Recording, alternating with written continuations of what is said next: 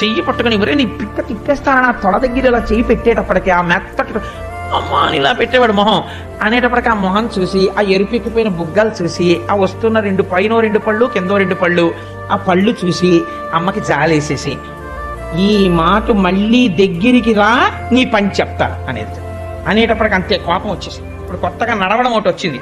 ఎలా ప్రవర్తించేవాడు అంటేట అమ్మ ఇలా దెబ్బలాడగానే టింగ్ టింగ్ టింగ్ టింగ్ అని గంట మోగుతూ ఫైర్ ఇంజన్ లాగా గంభీరంగా అడుగులు వేసేసుకుంటూ కోపం అనమాట అదంతా. ఇలా చేతులు వెనక్కి పెట్టేసుకుని గబగబా వెళ్ళిపోయి నేను ఆడుకోను, నేను ఎక్కడికి వెళ్ళను, నేను నీ దగ్గరికి రాను, నేను ఇలాగే కూర్చుంటాను అని గొంతు కూర్చుని ఇలా కూర్చునేవాడు. కూర్చుంటే ఎంతసేపు కూర్చుంటాడో చూస్తానని చెప్పి తన పని తను చేసుకుంటున్నట్టుగా ఇలా చూస్తుండేది. ఇలా కూర్చుని నన్ను పట్టించుకోవట్లేదని కోపం వచ్చేసి అని ఇంకా ఏడి చేయడానికి డొక్కలు ఎగరేసేస్తుండేవట.